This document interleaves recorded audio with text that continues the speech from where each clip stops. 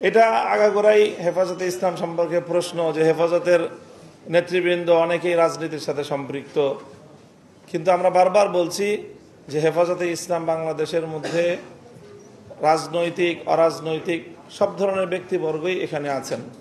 হেফাজতের মঞ্চ এটি কোনো রাজনৈতিক মঞ্চ নয়।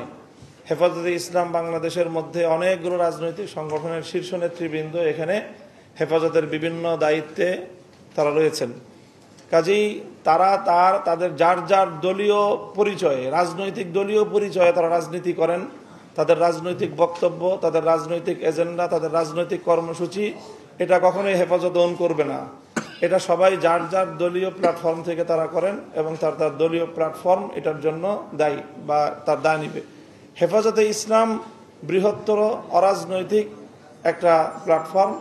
কাজেই হেফাজতে ইসলামের কোনো নেতা যদি কোনো রাজনৈতিক তৎপরতার সাথে সম্পৃক্ত হন, সেটি তার দলীয় পরিচয় করেন, হেফাজতের পরিচয় করেন না।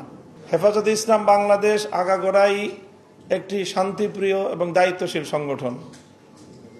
মাজারকে কেন্দ্র করে আমাদের বাংলাদেশে ঐতিহ্যগতভাবে অনেক শরিয়া বিরোধী, অনইসলামিক, দেশ বিরোধী এবং দেশের সামাজিকতা বিরোধী অনেক কার্যকলাপ হয় বলে আমরা জানি। প্রায় অনেক মাজারেই বিভিন্ন মাদক সহ অন্যান্য এই সকল জাতীয় কার্যক্রমেরও ব্যাপক কথা শোনা যায়। সেই বিষয়ে হেফাজতে ইসলাম দেশকে এবং প্রশাসনকে সবসময় বলে থাকে এবং আজও আমরা বলছি যে এই বিষয়ে প্রশাসন যেন যথাযথ পদক্ষেপ গ্রহণ করে। সেখানে দেশের শান্তি শৃঙ্খলা বিরোধী, ধর্ম বিরোধী, আইন বিরোধী, অসামাজিক কোনো কার্যকলাপ যেন চলতে না পারে।